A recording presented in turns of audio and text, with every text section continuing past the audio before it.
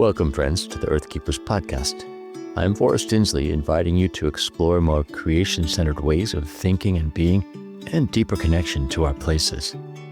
In this episode, I'll be in conversation with Ruth Padilla deBorst to learn more about an intentional community of people in Costa Rica that includes the more than human members in the ecologies around them and bears witness to the world to a more environmentally just and sustainable way of living life together. Now, if you've listened to the last few episodes of the Earthkeepers podcast, you'll be aware that one of the priorities of the podcast this year is exploring ways we can practically engage in bold action in the pursuit of social and environmental justice. We're also talking a lot about how we can mobilize together in communities of resistance and defiant hope. Our guest, Ruth Padilla deBorst, will give us an inside look at a group of people in Costa Rica who are modeling those values as they live together in an intentional community called Casa Adobe. In the last podcast episode, you'll have heard James Amadon and I in conversation with our buddy Ben Lowe, the director of A Rocha USA. In that episode, Ben spoke of exciting happenings in the broader network of A Rocha International, including the news that Casa Adobe has come under the umbrella of A Rocha Partners. For that reason, I thought it would be fun to co-host with my friend Joe Swinney, the director of communications at A Rocha International. Welcome to you, Joe and Ruth. Most of our listeners know you, Joe, because you've been a guest on the podcast and also have co-hosted the Earthkeepers podcast with me. But for our newer listeners, perhaps you could tell us where you are these days and what you're invested in. That's a really nice way of prompting some information on what I'm invested in.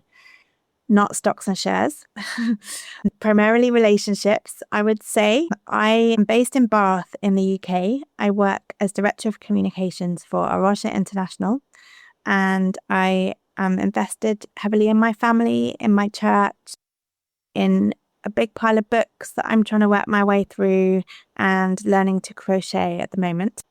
Tell us about your role with A Rocha International. I am primarily a storyteller, but I'm also trying to translate a lot of data into accessible ways into engaging with creation care as a Christian in a fairly hopeless situation, trying to find ways to inspire people to do what they can where they are, to remain hopeful, to remain active, and to see that God cares deeply for everything that He's made.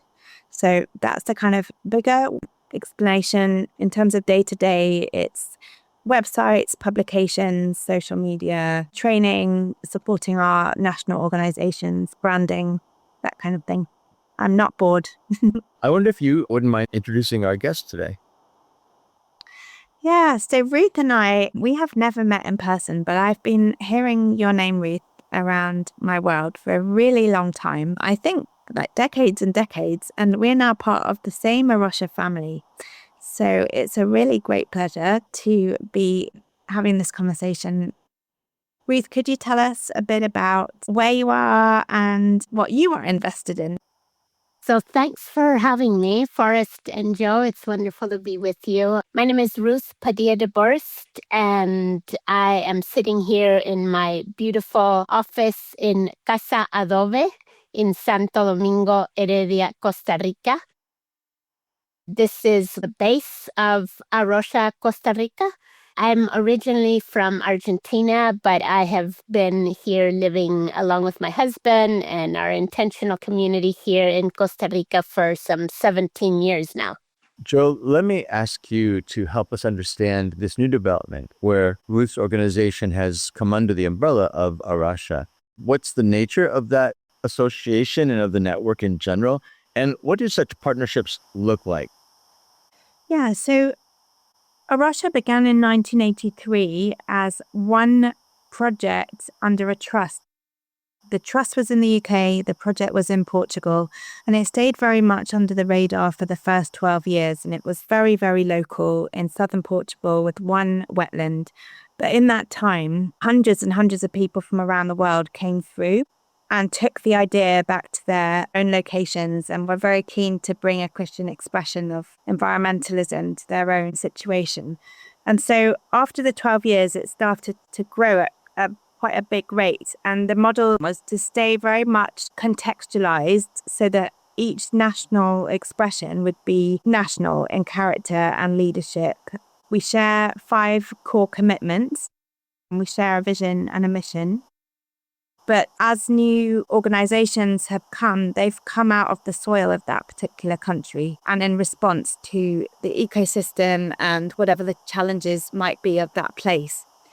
So A Rocha Costa Rica is the latest in what we call a family of organizations. We are in tight relationship. We have responsibilities and we have the blessings of connection between us. And we're also independently governed. We have our own boards, our own finances, and our own ways of working. A Rocha Costa Rica is the newest family member, very much feel that we belong to one another. And A Rocha Costa Rica is bringing all sorts of new life and talent and vibrancy into the mix, which is blessing the whole. And we are very much hoping that what was Casa Adobe will benefit too from the cross-pollination and being part of a global movement of people and work. Ruth, last time I spoke to someone from your community, things were sort of in development and growing, and I understand that there's actually more that has happened since then, a few years ago. Maybe you could catch us up on what your organization is doing in different sites around Costa Rica. Yes, happily. So when you talked last, Forrest, we were pretty incipient, very committed to creation care, to recognizing not just humans as our neighbors, but recognizing that the river that runs near our neighborhood is also our neighbor.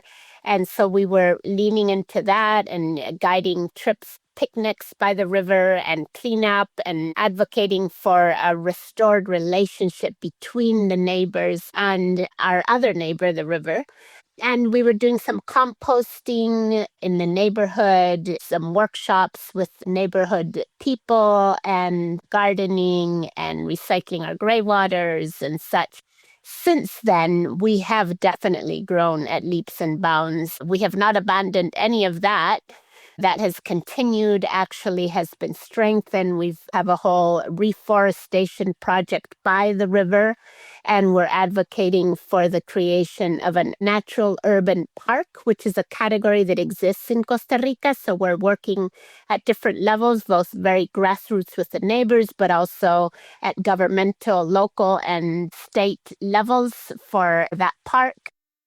But then also, just about 2 years ago now, we received a lease on a property in the cloud forest, just a drive up the hill from us. Casa Adobe has a forested area, but also a retreat center. It used to be a hotel, and then it was a campus. So we have this as our conservation site, and we're doing a lot of research on fauna and flora, and excited about what we're discovering, the diversity of bat life and sloth and tapir and puma and all kinds of frogs and toads that are actually pretty unique.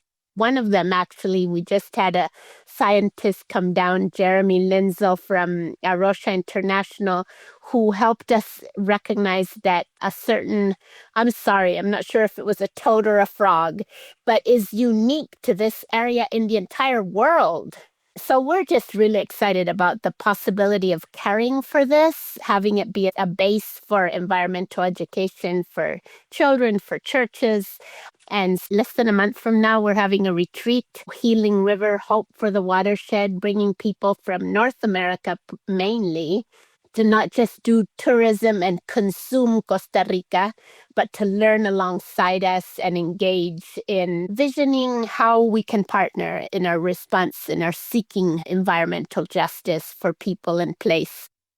I mentioned Casa Adobe, then Casa Nube, and a third site we have is Casa Esperanza, which means hope home, that's on the border with Nicaragua, on the northern border of Costa Rica, where we have been accompanying migrants and refugees.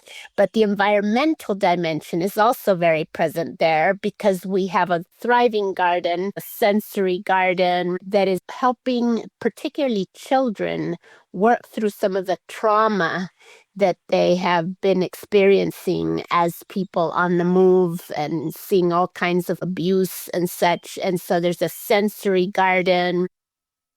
This garden also provides food for the kitchen to feed the migrants, but it's also part of their experience of some level of healing in the midst of so much pain. Ruth, many places where A Rocha has started is in response to very depleted nature and desecrated landscapes. And Costa Rica is a world leader in biodiversity. I think the rest of the world has a lot to learn from how you've stewarded, cared for, allowed nature be pretty pristine and glorious from all I hear. I'm absolutely longing to come. And I just wonder what kind of role you are going to play. Is there a need to be convincing people to take care of the world? Or is it more maintaining what you have and reminding people that it will stay well cared for if they're not working at it? Or is it not as lush and perfect as it looks from the outside?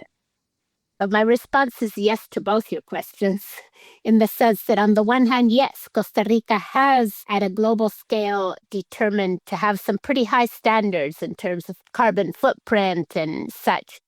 So there is that reality, but there also, at the very same time, is quite a bit of greenwashing and green tourism that doesn't necessarily reflect the reality on the ground. So, for example, the river Virilla, right by us, is one of the most polluted rivers in the whole of Central America. And there haven't necessarily been measures taken to guarantee that the runoff is properly managed, or that a variety of conditions that need to be put in place for it to actually be restored to where it used to be, where our neighbors used to swim and fish in it. Our neighbors, living members of the community. So it wasn't even that long ago to see the deterioration of that river. So it's a both and. It's a let's live up to what we say we are, to the picture we want to paint about Costa Rica, but let's also lean into sustaining, conserving, caring for what is there. Ruth, I know Casa Adobe, you mentioned that it was an intentional community. And has that changed the way that you've cared for your non-human neighbors, doing that together and that being part of your life as a community? Most definitely. You know, our world is so bent on consumption, on accumulation, on the imaginary of constant growth and more is better. Living as an intentional community where our Christian values impact not just what we think or how we act out there, but the way we live daily, means to me it's really difficult to imagine caring thoroughly for creation if we don't get off that train of consumption and accumulation and constant growth and such as our imaginary. An intentional community, what's intentional about it is the determination to live in an alternative way. That means what? For example, right now, we're about 5 different family units. If each of us had our own place, our own refrigerator, our own microwave, our own everything, we obviously have a carbon footprint way larger than by sharing. We share, so we reduce our carbon footprint. By sharing, we also make more sustainable the processes of composting, of gardening, of caring from the small to the large for creation. And it also nourishes this alternative imaginary where we don't feel deprived because we share. We actually feel all the more fulfilled and plentiful because of sharing. So it's hard for me to imagine not trying to find a way to be coherent and hold our creation care with integrity, not just as a program, not just as something out there, but as something that affects the way we live day in and day out. Ruth, I teach community development at the graduate level. And one thing that I've noticed about the field of community development in general is it's got such a bias toward human being. Even at the expense of the environment, human well-being is paramount. And so in our classes, we've tried to problematize that and help people to think about community in a much broader, community of creation sense. And in that case, you can then include your more than human neighbors around you and take their well-being into account as well. I love the fact that you guys are very overt about that in your community, that you see the more than human members surrounding you as actually part of the community. So I would love to hear about some of the practical ways that that dynamic is lived out day to day in the community. How do you include everyone in creation? Yeah, it's definitely been a progressive awareness building among us, where we don't just see the river or the sloth up at Casa Adobe as external to us, but as siblings in a way.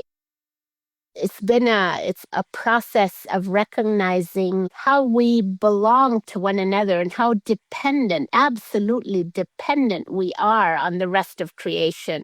Terry LeBlanc from the First Nations in Canada. One of the challenges he issued to me, decades ago, was, Ruth, tell me one time when you gave more to the rest of creation than she gave to you.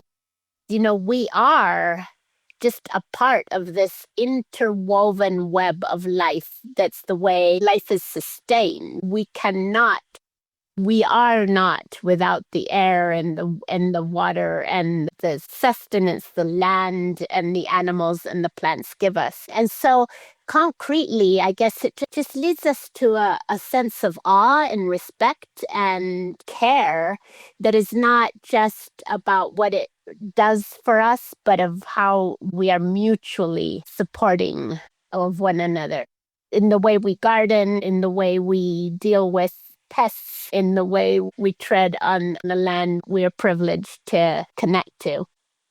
I actually have a question about the river as a neighbor and whether you've had people find that an uncomfortable concept, if you've had people worry that you're moving into a sort of alternative spirituality or giving personification of value which is beyond the bounds of Orthodox Christian understanding. Yeah, definitely. We have people saying all that ecological stuff, that's pagan. You're worshiping nature. But back in 2009, I was asked to present at a MICA Global gathering on climate change. And as a theologian, missiologist, I had talked about issues of justice and explored biblically and such. And I was concerned about creation care, but I hadn't integrated my theology and the ecological concern as thoroughly as I was challenged to by being asked to present some Bible expositions at that gathering, which is where I met your father and began the connection with A Rocha back in that gathering. And so there began an exploration. I've never arrived. I continue discovering how deeply integrated the biblical worldview is in relation to the whole of creation. You read Job, and you were just mentioning, Forrest, about the extra focus on humanity and development. And here's the story of Job, which is a story about somebody who's suffering as a person. And yet the book is full of God challenging Job to not just think about himself, but to recognize how he's part of this entire life-sustaining system that God has created with beauty and diversity and goodness. And so I feel like we just constantly growing in our understanding that from the very beginning, creation was designed as something beautiful, incredibly diverse. And that is part of what God celebrated and said, this is good. What's good is that it's diverse, it's thriving with life and bugs and bees and everything that is so intricately and delicately balanced to sustain life. I think we too often think about worship as some little portion of a Sunday service or something, but actually recognizing the wonder and standing in awe of this diverse creation, that is worship. And so recognizing the river as our sister, as our sibling, is an expression of worship of God, not of the river, but of the Creator whose spirit breathes breath into every living thing constantly, including us in the same way as the bee that just flew by the flowers in our garden. And the river and all that live in it are our fellow worshippers. Like Psalm 19, it says everything is pouring forth speech. It's overwhelmed with all it has to say about who God is. And so it's where the glory of God is expressed. It's all under his sovereignty and reflecting back to him the joy of him making it.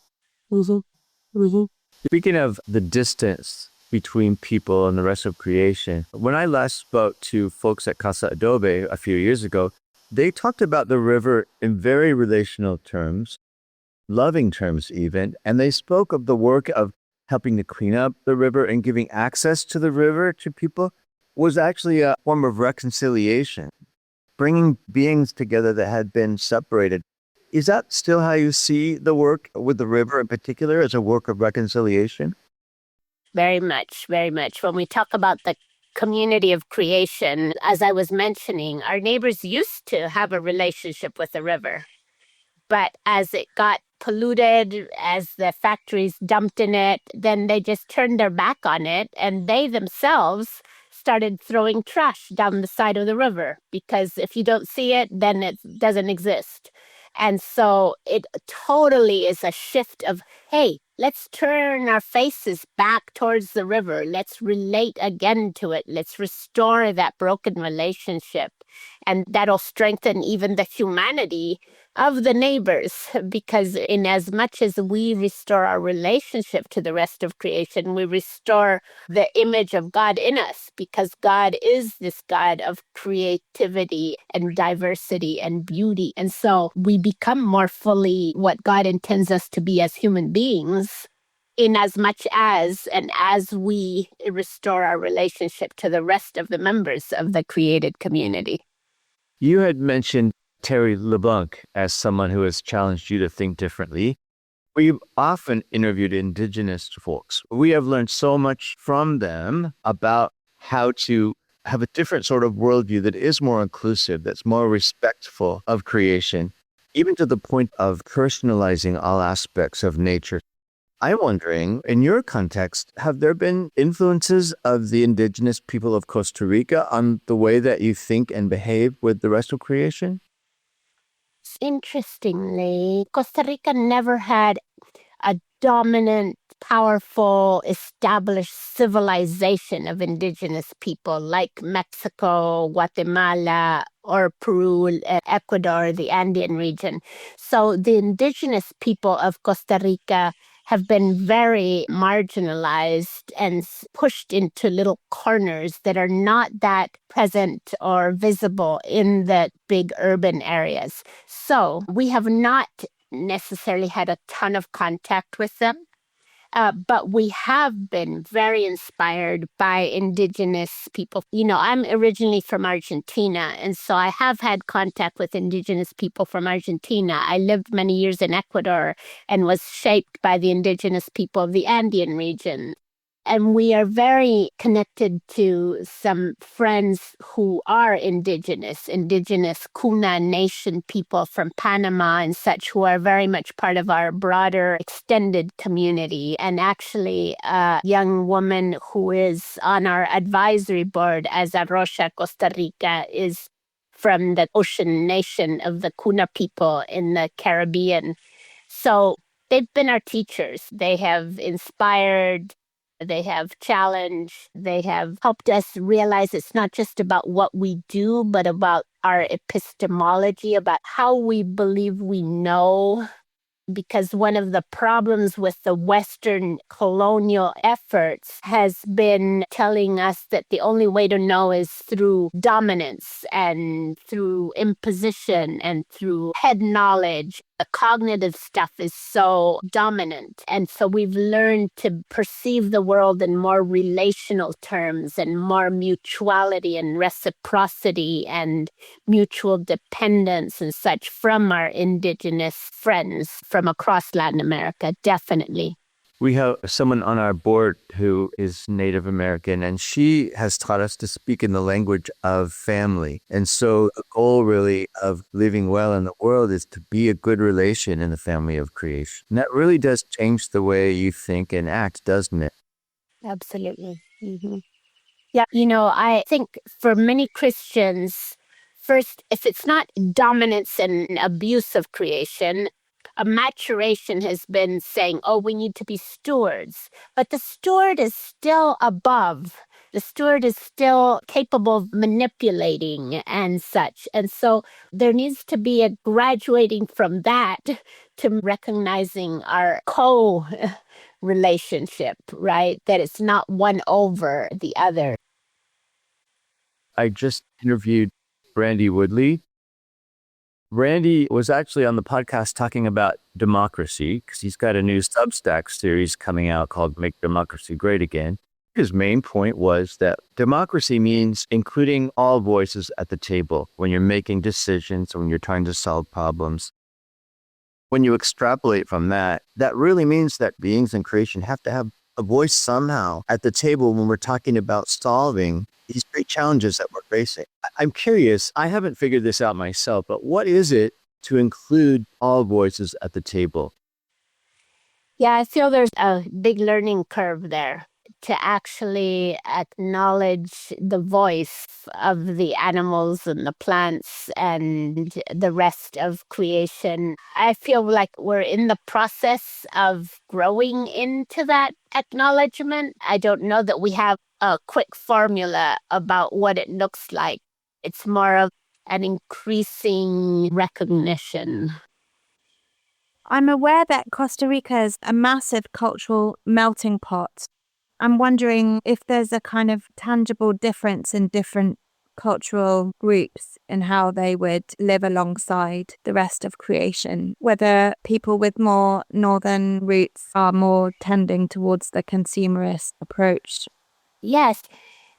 We all tend to live towards the imaginaries, the way we construct our idea about what the good life is and how people should live and such. And Costa Rica is interesting in that, as I was mentioning earlier, there was no significant mining in Costa Rica in pre-Columbian times. So there were no strong, settled civilizations of indigenous people.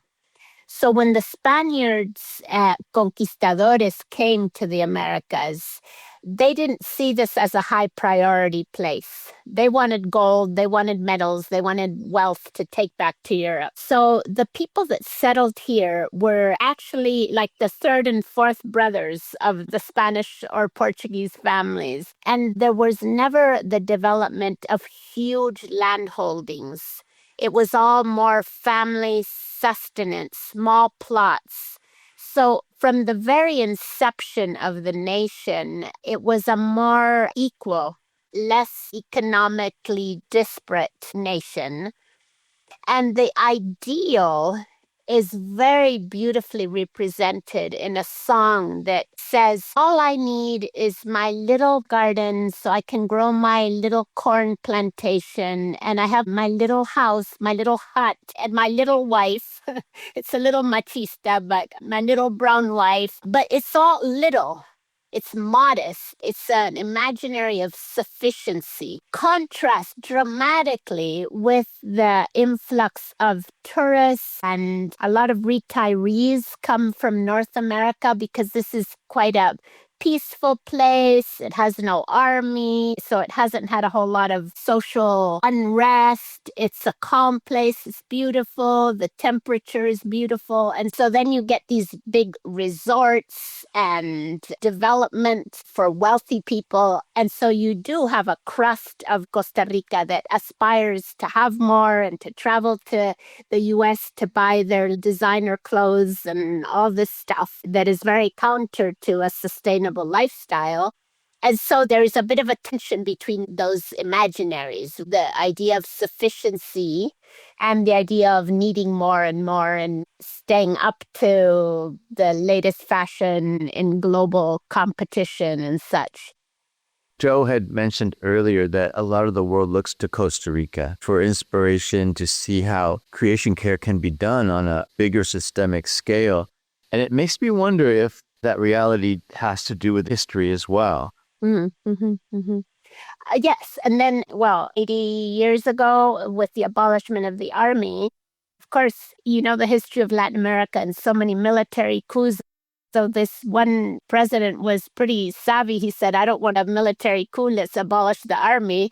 But it meant that the country invested in education and health instead of a standing army and weapons and all of that. And so it has been a less unequal society. And I think that also gave them the latitude and the space to recognize, hey, part of sustainable lifestyle is caring for the land. And so such a huge proportion of the country is dedicated to national parks, for example. And so there are protected areas already built into the system. Of course, that is eroding. And that is one of the things we lament and we're trying to counter. Because with the neoliberal capitalist mode of operation, it's hard to stick with those commitments. And so the recent governments have not been proactive in caring for these parks or in keeping the social structure as it has been.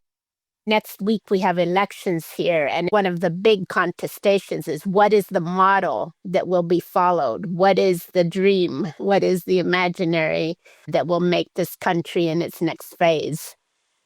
Fascinating. Mm-hmm. There's a children's story called The Giving Tree, where the tree ends up as a stump rather than a productive fruit tree. The great lie is that we can ruin it and not be impacted. Whereas if it's doing well, we do well. It's all interdependent. I wonder if you can see that correlation between a really healthy ecosystem and a healthy population. And conversely, if it is degrading, can you see that in the human statistics of health and well-being? Yes, so much of Central America. One of the things that we are learning also is how do we continue engaging with the reality that birds migrate? What about people? People are forced. People migrate, but birds are free to migrate. People are cut off from certain things and possibilities, and climate change is forcing so many people to be on the move. And so the desertification of a whole swath of Central America is provoking just countless families being forced to move. And so the tie-in between the reality of climate and creation care and the vulnerability of people is in our face daily at A Rocha Costa Rica because we have this site on the border. It's a beautiful spot. There's incredible birding in that area and everything, but the plight of people being trafficked, it's just a really dramatic picture. And as I say, these things are very tied together, people and place. Ruth, there's a lot of environmental injustice and exploitation happening in the U.S. these days. And as you know, under the Trump administration, we've not only stopped making progress toward better care of the planet, we've actually taken huge steps backward as a country. Backwards, yes. And that is just very upsetting for a lot of people. Absolutely. And among our listeners for the podcast, there are people who are quite desperate to find ways to fight back in more impactful and systemic ways beyond learning how to recycle better, right? We're trying to find ways to actually push back against these major changes that on a systemic level are doing so much damage. I just wonder, for those of us who are feeling the drive to resist in more impactful and systemic ways, and who want to unite with others to do the same, what practical advice could you offer? And I ask this knowing that you've spent enough time in the States, in various places that you know what's going on culturally and politically, probably in ways that most people don't. Yeah. One is Christians need to be willing and step into biblical lament and not denialism. We need to face the reality as stark as it is and not stick our heads in the sand because this is heavy, it is tragic, and we need to name it as such and be willing to do so theologically, not to lose faith, but to name that which is wrong and lament it. And so in our community, we've been writing psalms of lament about these things. We often, as Western and particularly evangelical Christians, tend to want to get quick action formulas, but maybe we need to pause and be willing to feel the weight of it. And then I think we cannot just tweak the system. We need some radical alternative modes of living. As you say, it's not just about, oh, we can, encourage our city to recycle. Yes, sure. But we need to learn to live differently as humanity in this world. We kind of define ourselves not as a model of anything, but as an experiment, as experimentation in living differently. And I think if more and more of us took seriously what it means to live as part of the creation community and allowed that to determine our value system, our lifestyles, our aspirations, it would make a difference. And then, of course, I think there are people gifted and with capacities to intervene at different levels of the political and social realm to find alternative energy sources, to explore them and adopt them and push for them and advocate for them and put creativity, energy, savviness into alternatives. So it's not one answer, it's a multifaceted call to respond and to not give up hope in spite of this very, very backward trend. It sounds to me like most of what you think about as viable alternatives for resistance are very community oriented. Very much so. I don't believe this is a call for individual heroes, even though Latin America is actually known for being the place where the most climate environmentalists are being murdered for their heroism. So there is this place for a prophetic denunciation. But I think that the most powerful, potent possibility of transformation is communal.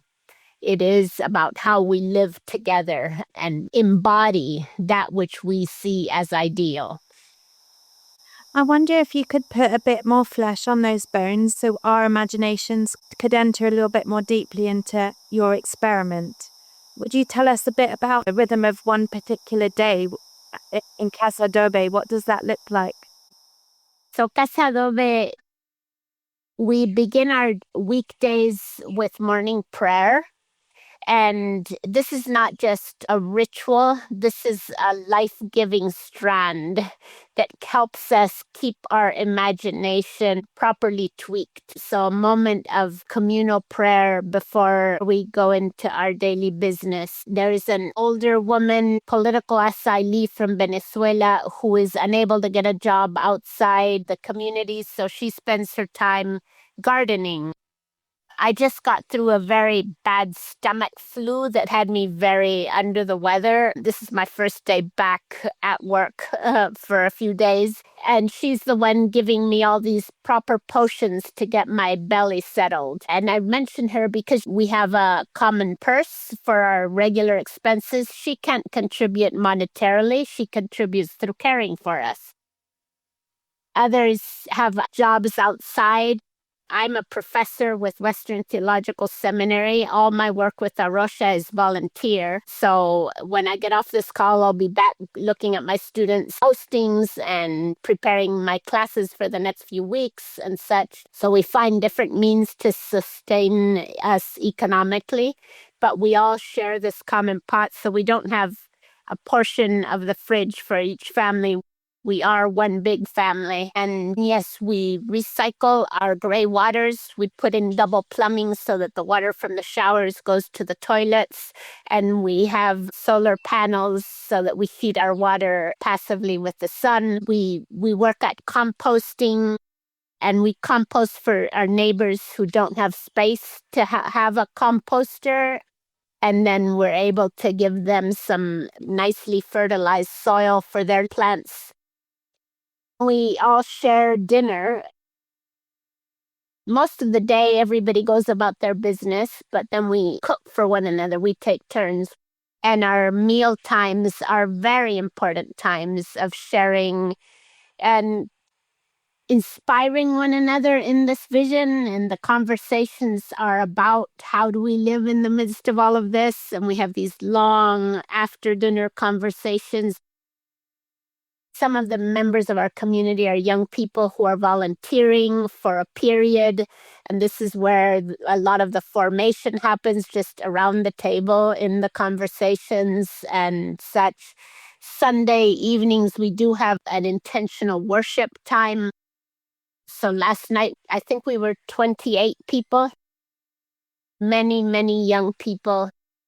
Some neighbors who are not even believers, but are attracted by the depth of commitment we have to the neighborhood and to creation. And so they're attracted to it, and they come with questions, and they come to know about what a difference Jesus can make in our lives. So there's also that dimension. And yes, it's work. It can be exhausting, but we also give each other space to be introverts when we need to. So we have little corners of the house where people can retreat when they're done with being so on all the time. Yeah, it's a very organic process of building and nourishing an alternative imaginary about what the good life is. As you described your community, what came to mind was ecology. It really is an ecological community in the sense that it's all about sharing, identifying the strengths of each member of the community and picking those up and giving opportunities for sharing. So very much like an ecology dynamic that you're trying to live by. And when you say that, one thing that comes to mind, a little story. One of our members is a young boy who is 11 years old, and he's on the autism spectrum. And on my turns to cook, I used to just put my earplugs in and listen to podcasts. So I'm cooking and I'm listening to a podcast, but he would show up in the kitchen. And I realized, this is my time to be with Tuti. And Tuti, he just wants company. And so he is learning to cook and to chop up tomatoes, and he'll suggest things. Oh, why don't you add a little bit of this or a little bit of that? And we can envision him growing into a chef. That's that ecological sense of people with different kinds of gifts and different needs, but we can learn to be there for each other in particular ways. You know, when I first got the vision for ecological community, Joe, when your parents were teaching our courses up at Regent College, they did such a good job of explaining what that kind of interactive, interdependent community looked like, but also being really honest about the fact that it took a lot of work. That community is hard work. So I think people sometimes go into intentional community with a sense like, oh, I'm going to live in paradise, right? It'll be like heaven, but then you're like, oh, but there's like unredeemed people. That's it. We're all human. The closer you get, the more of your own ugliness comes out, doesn't it? I'm blessed to be part of this experiment. My husband and I have been at it since we came to Costa Rica. This is it. This is where we're called to be. It's very sustaining. Though it is a lot of work, it is good to have a real sense of vocation. This is where we're called to be and to keep it going. So we're grateful for it.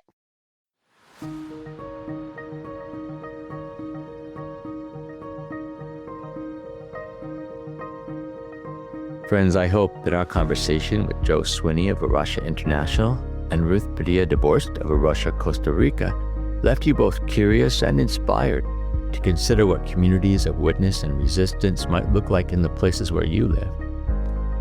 I love it that Ruth refers to the Casa Adobe community as essentially experimental. In fact, it's only by taking risks to practice what Ruth calls alternative modes that we can discover the most system-challenging, truth-embodying, creation-embracing ways of doing life together that can actually make a difference to the broad community of creation in our places. So maybe our best takeaway from this conversation might be the challenge to think outside the bounds of our expectations in terms of what community looks like and what it's for.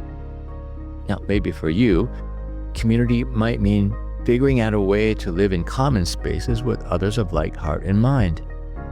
You know, Circlewood was birthed out of an intentional community called Mustard Seed House, led by our founders, Tom and Christine Sine. Maybe, like them, you're someone who already has a house with room to spare. What would it look like for you to invite others to live in purposeful community? Of course, community can take all kinds of forms and functions. In our recent episode with Christy Berghoff, you might recall, she encouraged people to actively seek out others like them who care about the environment or social justice issues so that we don't feel alone in doing the good work that must be done, but also so that our combined efforts and shared passions are ultimately way more effective in enacting change we want to see and be. Finally, as we ponder the power and potential of community life in the coming days, we should think expansively and inclusively and ask, what are the practical, actionable ways we can build communities that include the more than human members that make up the ecologies of our places? And how do we make room for them at the table? Those are the kinds of questions, friends, that lead us to more beautiful, mutual, and sustainable ways of doing life together.